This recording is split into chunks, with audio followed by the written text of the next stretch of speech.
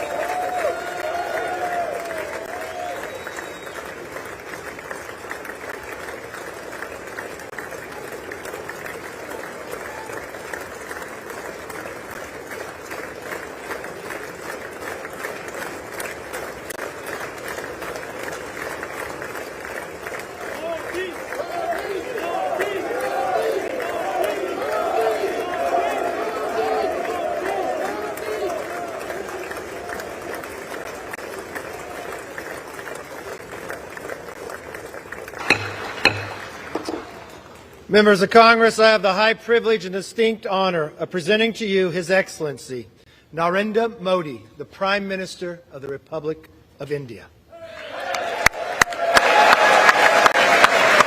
Thank you.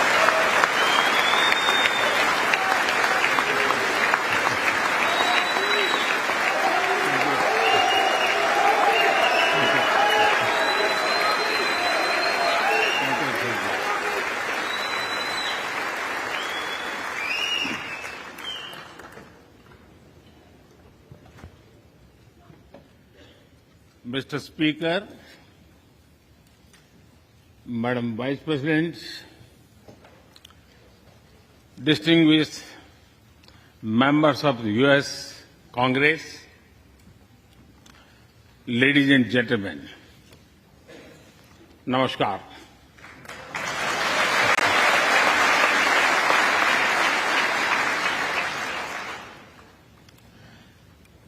It is always a great honor to address the United States Congress.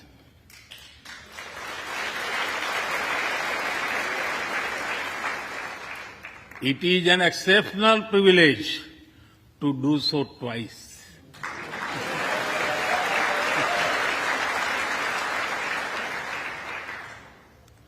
For this honor,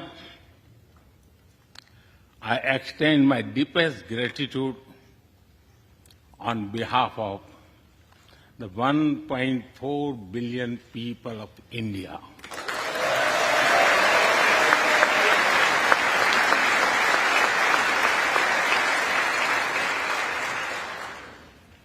I see that nearly half of you were here in 2016. I feel your warmth as old friends. I can also see the enthusiasm of your new friends in the other half. I remember Senator Harry Reid, Senator John McCain, Senator Orrin Hatch, Elijah Cummings, Elsie Hastings, and others who I met here in 2016 and who are sadly no longer with us. Mr. Speaker, standing here 7 Junes ago, that is the June when Hamilton swept all the awards, I said that the hesitations of history were behind us. Now, when our era is at a crossroads, I am here to speak about our calling for this century.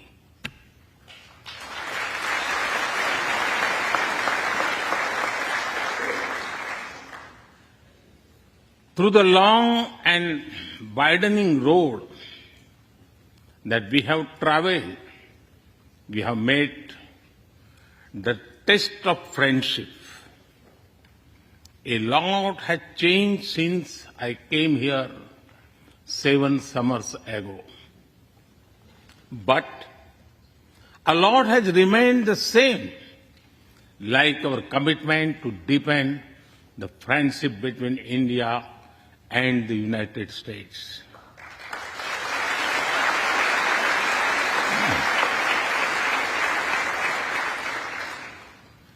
In the past few years, there have been many advances in AI, artificial intelligence.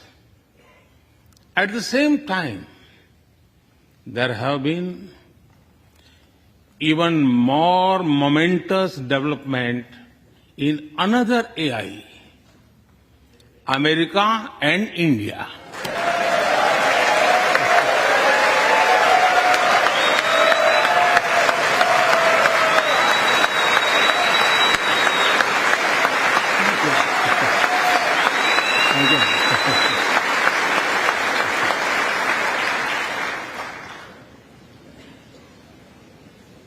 Mr. Speaker and distinguished members, the beauty of democracy is the constant connect with the people, to listen to them and feel their pulse. And I know this takes a lot of time, energy, effort, and travel. It is a Thursday afternoon, a fly-out day for some of you. So I am grateful for your time. I also know how busy you have been this last month. Being a citizen of a vibrant democracy, myself, I can admit one thing, Mr. Speaker, you have a tough job.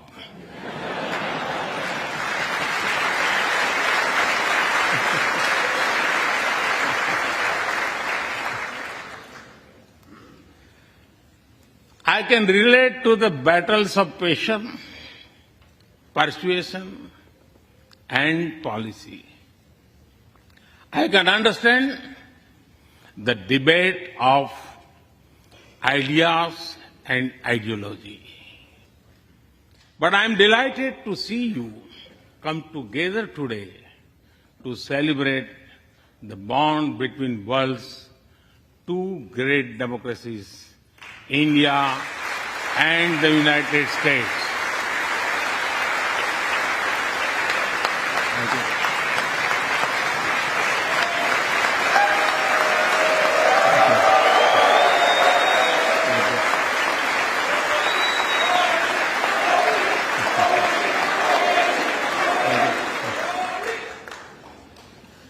I'm happy to help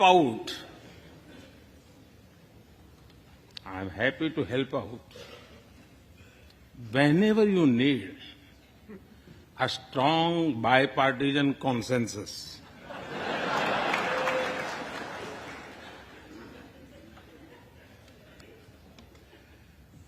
there will be and there must be a contest of ideas at home.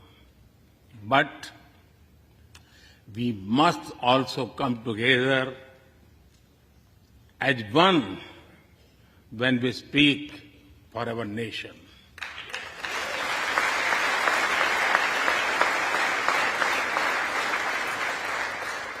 And you have shown that you can do it.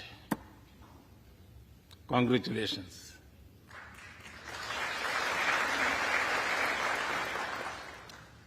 Mr. Speaker, the foundation of America was inspired by the vision of a nation of equal people.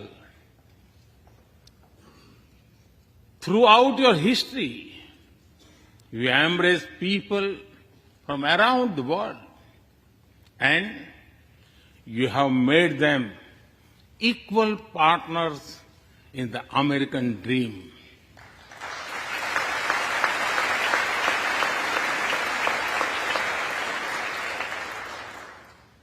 There are millions here who have roots in India. Some of them sit proudly in this chamber.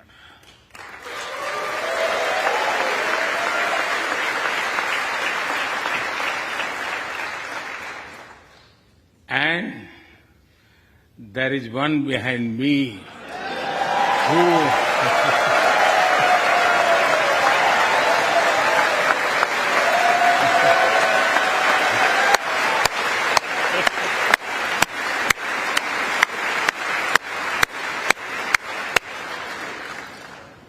who has made history. I'm told that the Samosa Caucus is now the flavor of the house. I hope it grows and brings the full diversity of Indian cuisine here.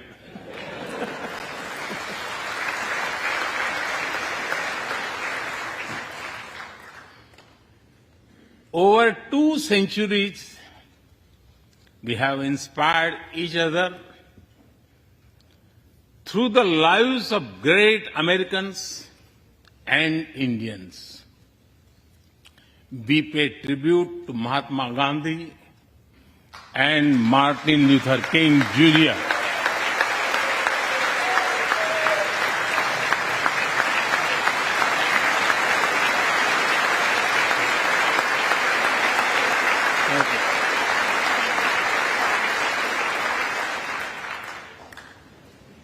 We also remember many others who work for liberty, equality, and justice.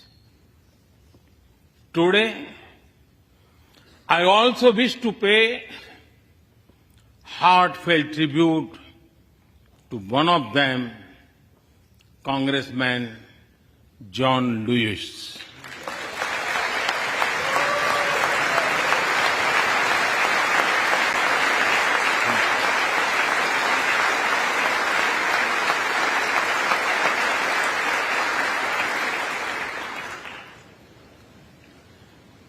Mr. Speaker,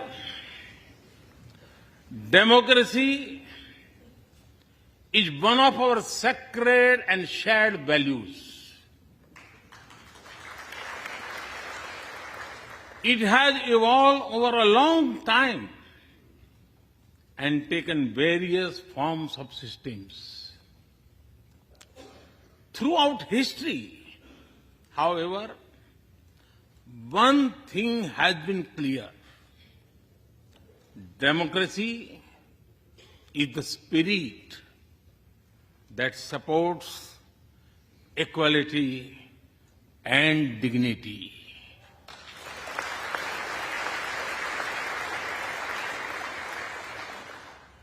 Democracy is the idea that welcomes debate and discourse. Democracy is the culture that gives wings to thought and expression. India is blessed to have such values from times immemorial. In the evolution of the democratic spirit, India is the mother of democracy.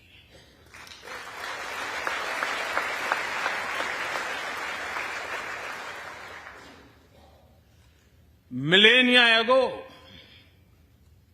our oldest scripture said, Ekam Sat Vipra Bahudha Vadanti.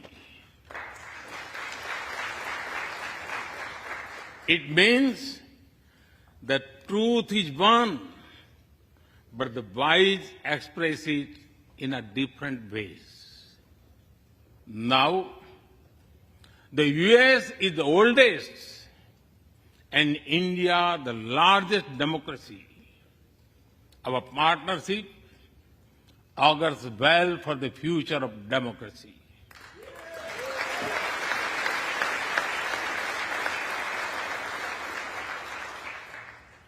Together, we shall give a better future to the world and a better world to the future.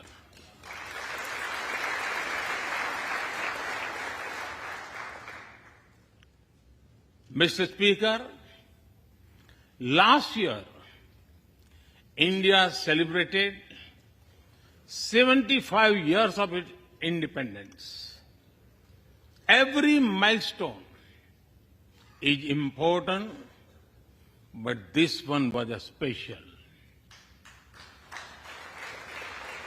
We celebrated a remarkable journey of over 75 years of freedom after 1,000 years of foreign rule in one form or another. This was not just a celebration of democracy, but also of diversity. Not just of constitution, but also of its spirit of a social empowerment. Not just of our competitiveness and cooperative federalism, but also of our essential unity and integrity.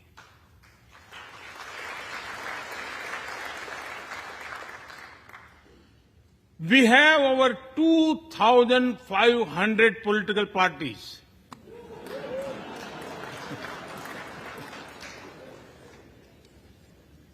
Yes, you heard that right.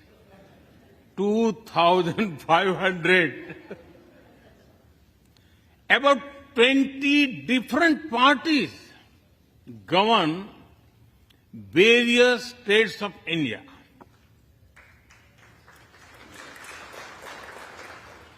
We have 22 official languages and thousands of dialects, and yet we speak in one voice.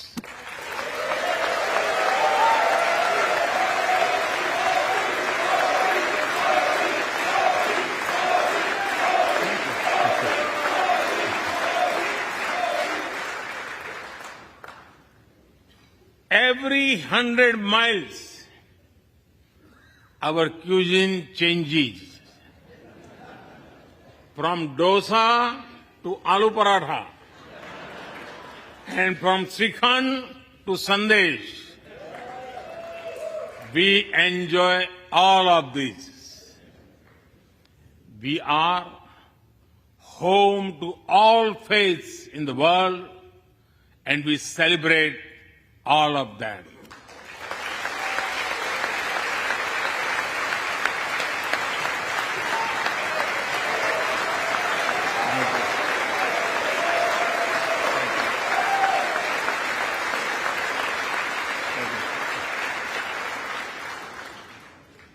In India, diversity is a natural way of life.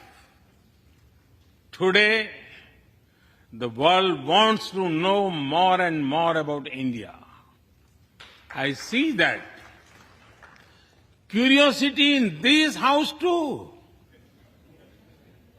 We were honored to receive over 100 members of the US Congress in India over the last decade.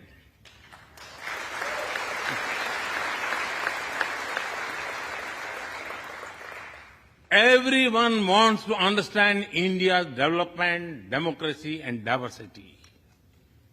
Everyone wants to know what India is doing right and how. Among close friends, I'm happy to share the same. Mr. Speaker, when I first visited the US as a Prime Minister, India was the 10th largest economy in the world. 10th. Today, India is the 5th largest economy.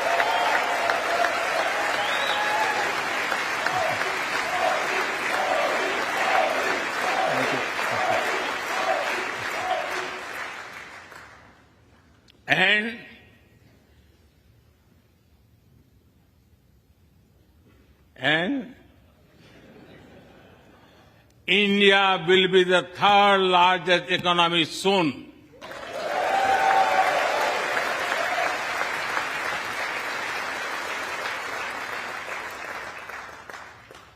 We are not only growing bigger, but we are also growing faster. When India grows, the whole world grows.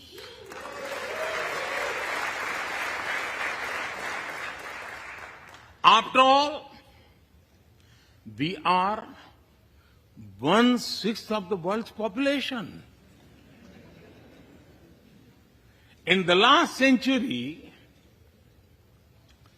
when India won its freedom, it inspired many other countries to free themselves from colonial rule.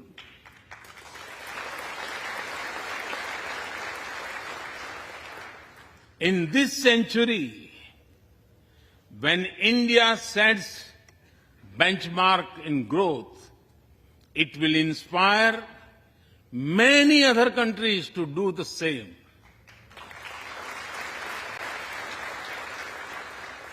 Our vision is सबका साथ, सबका विकास, सबका विश्वास, सबका प्रयास. It means together for everyone's growth, with everyone's trust and everyone's efforts. Let me share with you how this vision is translating into action with speed and scale. We are focusing on infrastructure development. We have given nearly 40 million homes to provide shelter to over 150 million people.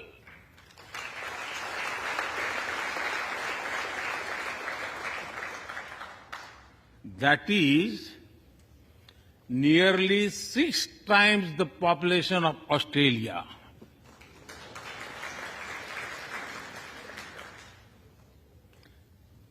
We run a national health insurance program that ensures free medical treatment for about 500 million people.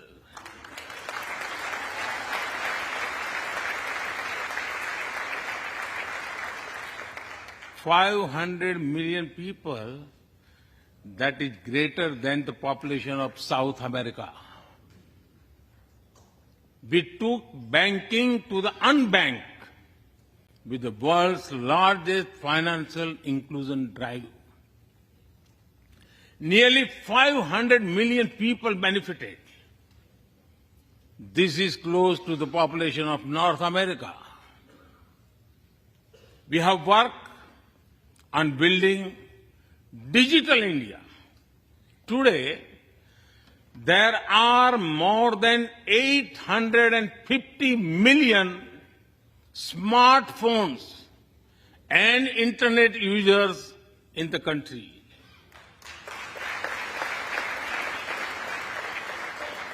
This is more than the population of Europe.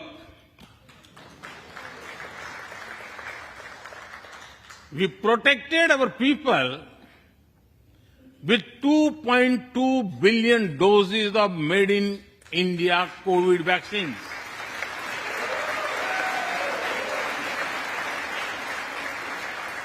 And that too free cost.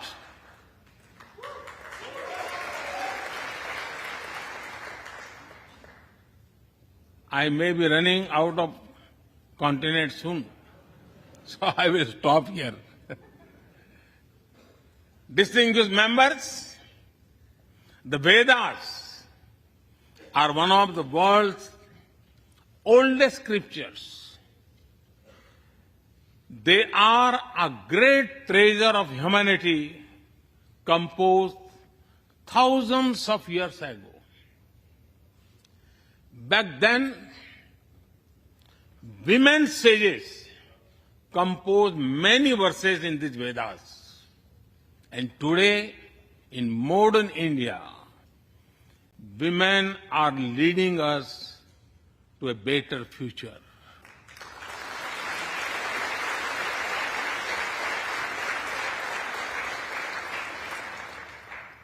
India's vision is not just of development which benefits women. It is of women-led development where women lead the journey of progress.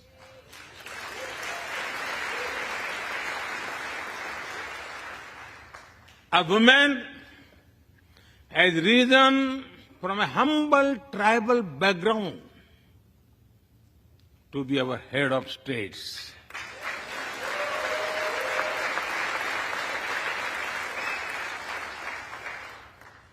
Nearly 1.5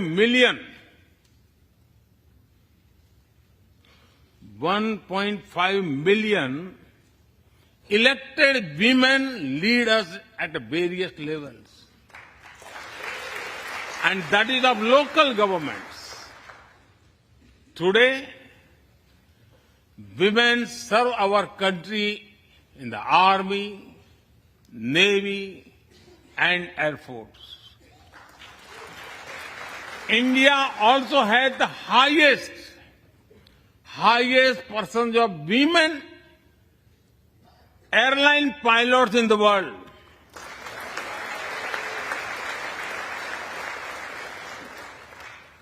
And they have also put us on Mars by leading our Mars mission.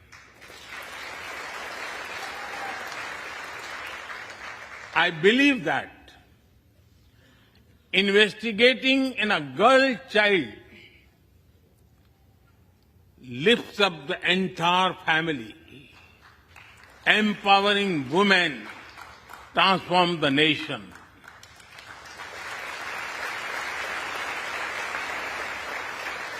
Mr. Speaker, India is an ancient nation with a youthful population. India is known for its traditions, but the younger generation is also making a hub of technology, be it creative reels on Insta or real-time payments. Coding or quantum computing, machine learning or mobile apps, fintech or data science, the youth of India are a great example of how a society can embrace latest technology. In India, technology is not about innovation. but also about inclusion. Today, digital performance are empowering the rights and dignity of people while protecting privacy. In the last 9 years, over 1 billion people got a unique digital biometric identity connected with their bank accounts and mobile phones. This digital public infrastructure helps us reach citizens within seconds with financial assistance. 850 million people receive direct benefit financial transfers into their accounts. 3 times a year, over 100 million farmers receive assistance in their bank accounts at the click of a button. The value of such transfer has crossed $320 billion. And we have saved over $25 billion in the process. If you visit India, you will see everyone is using phones for payments, including street vendors. Last year, out of every 100 real-time digital payments in the world, 46 happened in India.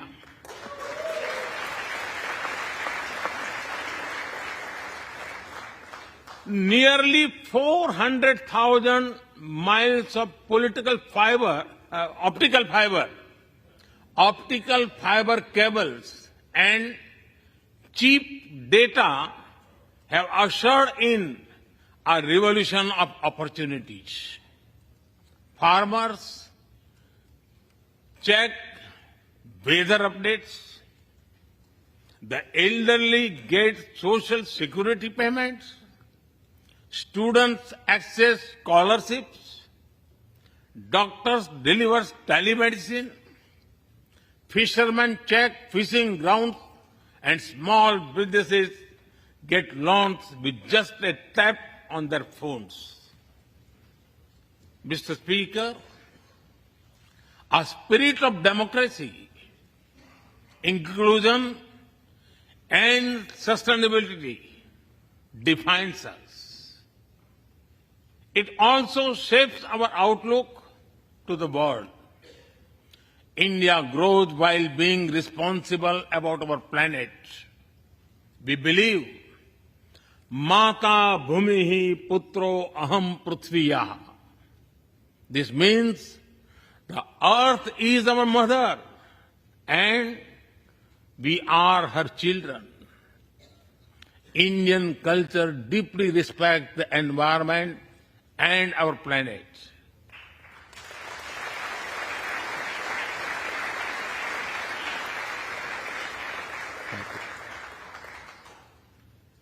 While becoming the fastest growing economy, we grew our solar capacity by 2,300%. Yes, you have heard right. 2,300%.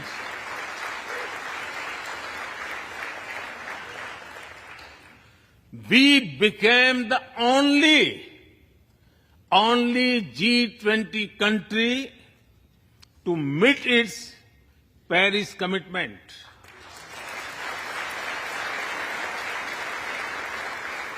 We made renewables account for over 40% of our energy sources, 9 years ahead of the target of 2030.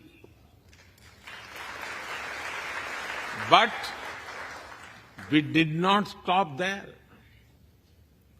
At the Glasgow summit, I proposed Mission Life, lifestyle for environment. This is a way to make sustainability a true people's movement. To leave it to be the job of governments alone.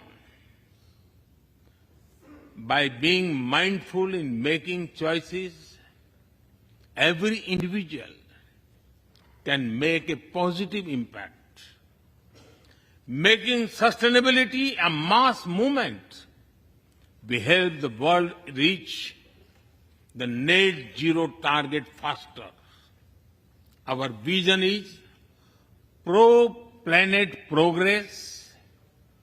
Our vision is pro-planet prosperity. Our vision is pro-planet people.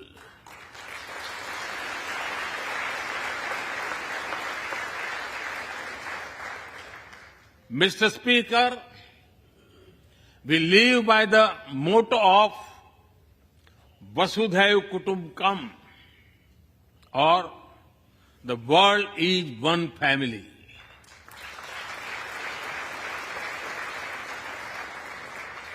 Our engagement with the world is for everyone's benefit. The one sun, one world, one grid seek to join us. All is connecting the world with clean energy.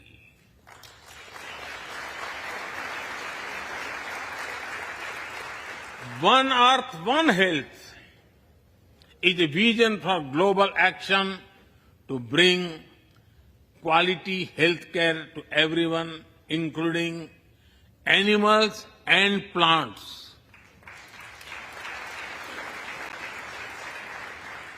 The same spirit is also seen in the theme when we chair the G20, One Earth, One Family, One Future.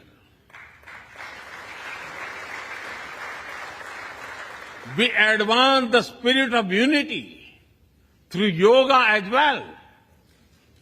Just yesterday, the whole world came together to celebrate the International Day of Yoga.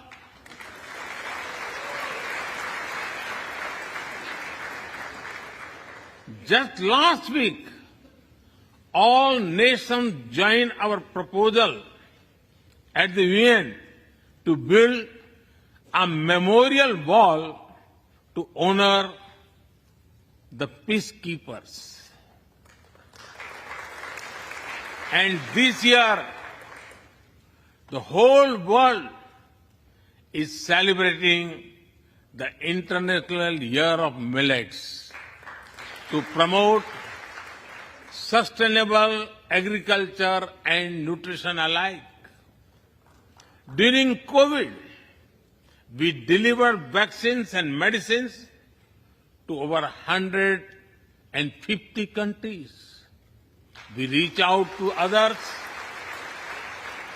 being disasters as first responders, as we do for our own. We share our modest resources with those who need them the most.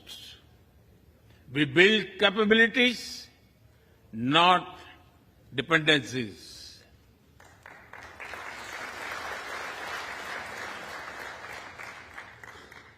Mr. Speaker, when I speak about India's approach to the world, the United States occupy a special place. I know. Our relations are of great importance to all of you. Every member of this Congress has a deep interest in it. When defense and aerospace in India grow, industries in the state of Washington, Arizona, Georgia, Alabama, South Carolina, and Pennsylvania thrive.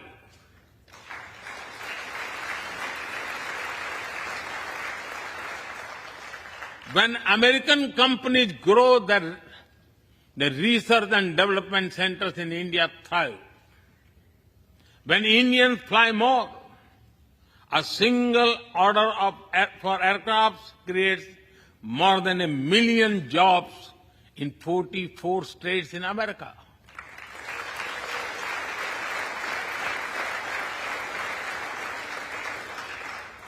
When an American phone makers invest in India, it creates an entire ecosystem of jobs and opportunities in both countries.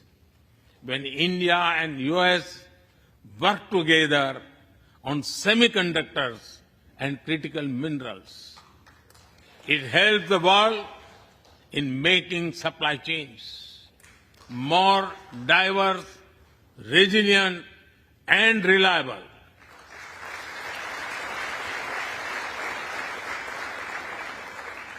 Indeed, Mr. Speaker, we were strangers in defense cooperation at the turn of the century.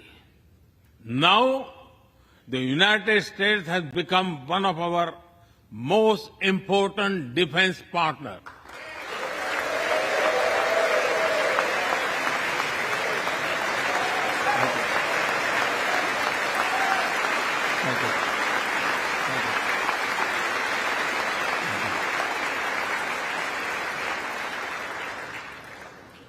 Today, India and the US are working together in space and in the seas, in science and in semiconductors, in startups and sustainability, in tech and in trade, in farming and finance, in art and artificial intelligence, in energy and education, in healthcare and humanitarian efforts.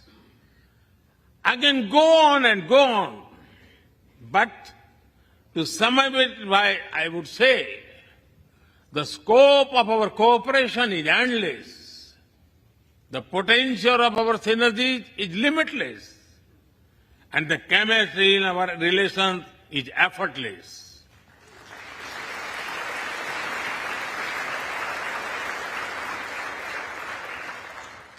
In all this, Indian Americans have played a big role.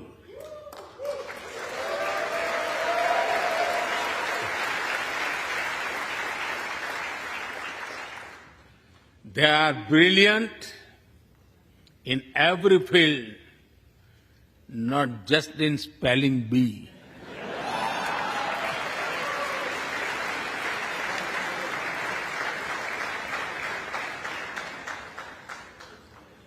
With their hearts and minds, talent and skills, and the love for America and India, they have connected us. They have unlocked doors. They have shown the potential of our partnership.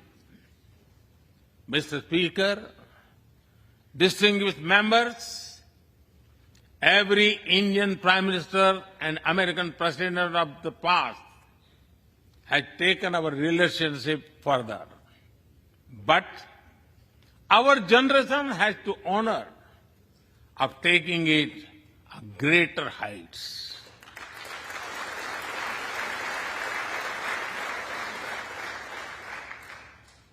I agree with President Biden that this is a defining partnership of this country. Because it serves a larger purpose. Democracy, demography, and destiny give us the purpose. One consequence of globalization has been to cover over concentration of supply chains. We will work together to diversify, decentralize, and democratize supply chains.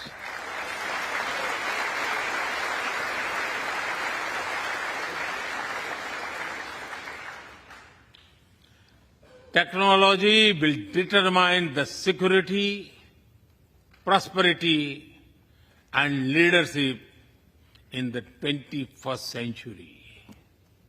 That is why our two countries established a new initiative for critical and emerging technologies. Our knowledge partnership will serve humanity and seek solutions to the global challenges of climate change, hunger, and health. Mr. Speaker and distinguished members, the last few years have seen deeply disruptive developments. With the Ukraine conflict, war has returned to Europe. It is causing great pain in the region. Since it involves major powers, the outcomes are severe. Countries of the global south have been particularly affected. The global order is based on the respect for the principle of the UN Charter, peaceful resolution of disputes, and respect for sovereignty and territorial integrity.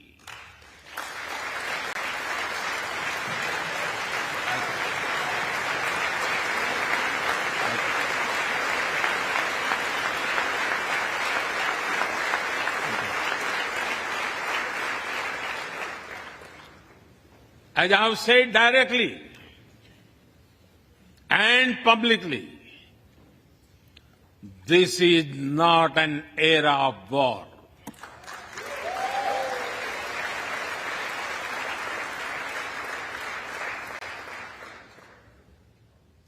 But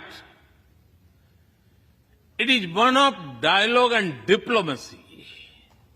And we all must do what we can to stop the bloodshed and human suffering.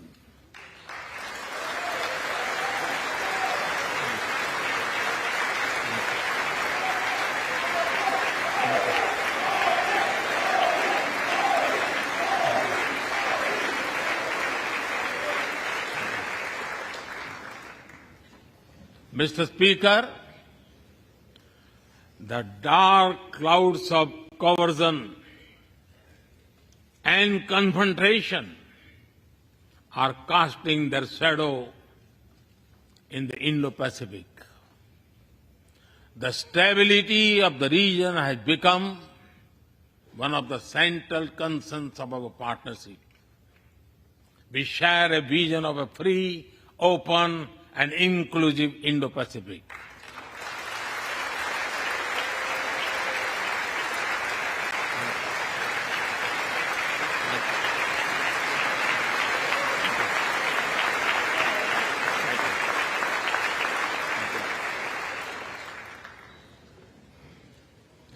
Connected by secure seas, defined by international law, free from domination, and anchored in ASEAN centrality. A region where all nations, small and large, are free and fearless in their choices, where progress is not suffocated by an impossible burdens of debt.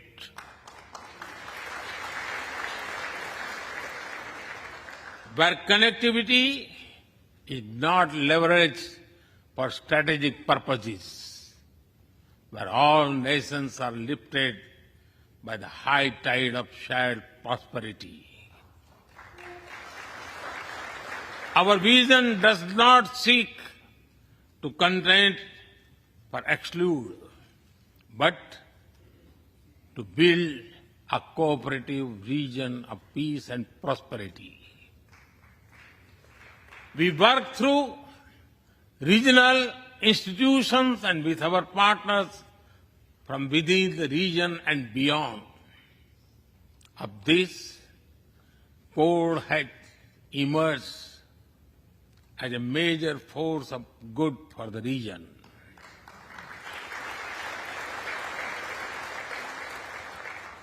Mr. Speaker, more than 2 decades after 9/11 and more than a decade after 26/11 in Mumbai, radicalism and terrorism still remain a pressing danger for the whole world. These ideologies keep taking new identity and forms, but their intentions are the same. Terrorism is an enemy of humanity, and there can be no ifs and buts in dealing with it.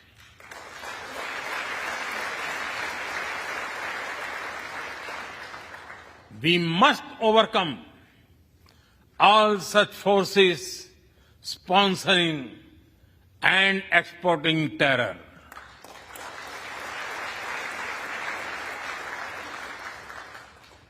Mr. Speaker, COVID-19's biggest impact was the human loss and suffering it caused.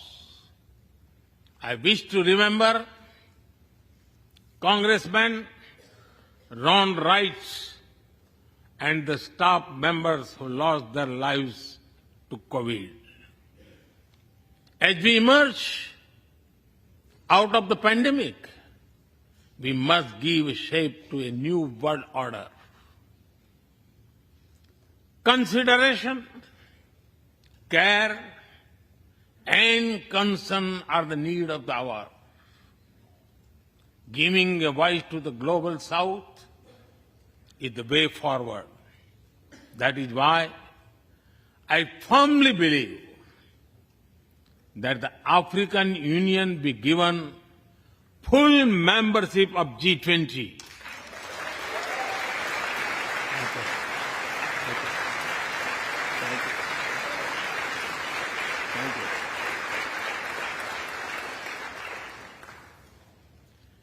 We must revive multilateralism and reform multilateral institutions. With better resources and representation that applies to all our global institutions of governance, especially the United Nations. When the world has changed, our institutions too must change, or risk getting replaced by a world of rivalries without rules. In working for a new world order based on international law, our two countries will be at the forefront as partners.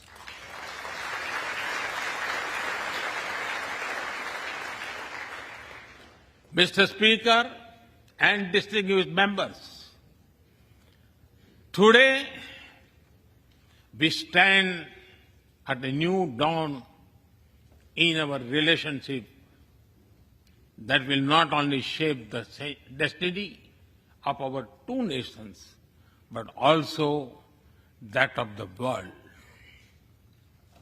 As the young American poet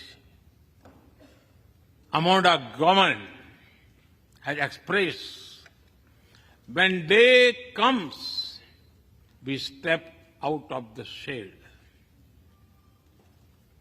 Aflame and unafraid, the new dawn blooms as we free it. For there is always light if only we are brave enough to see it.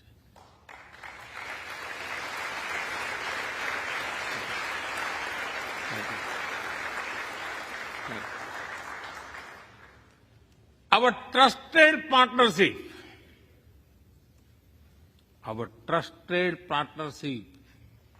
is like the sun in this new dawn that will spread light all around.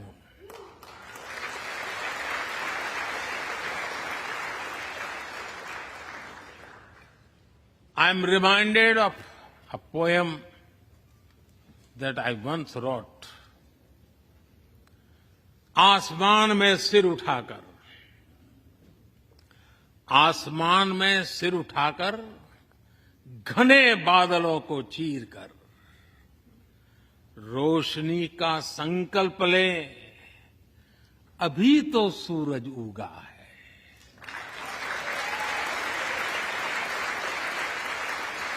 अभी तो सूरज उगा है।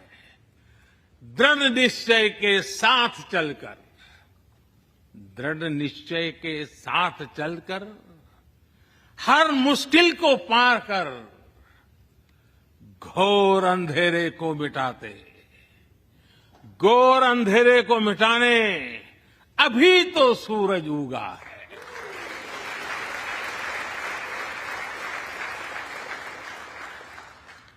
If I were to say it in English, it would be rising its head in the skies, piercing through the dense clouds with the promise of light. The sun has just risen, armed with a deep resolve, overcoming all the odds to dispel the forces of darkness. The sun has just risen.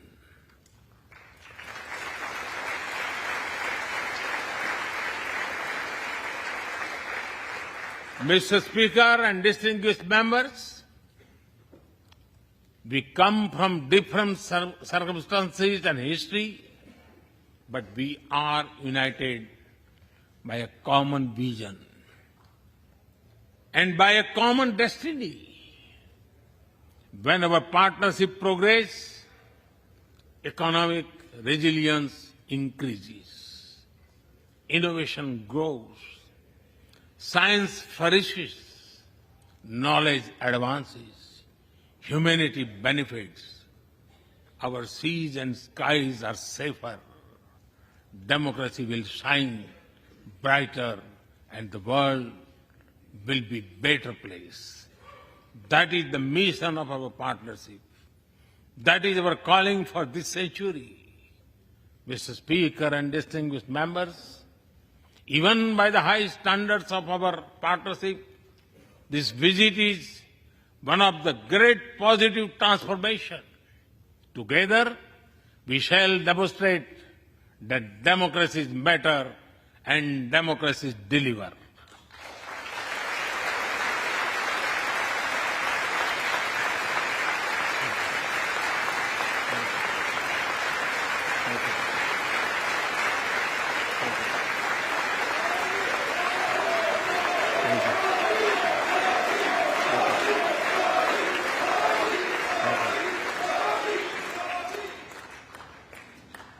I count on your continued support to the India-US partnership. When I was here in 2016, I said that our relationship is primed for a momentous future. That future is today.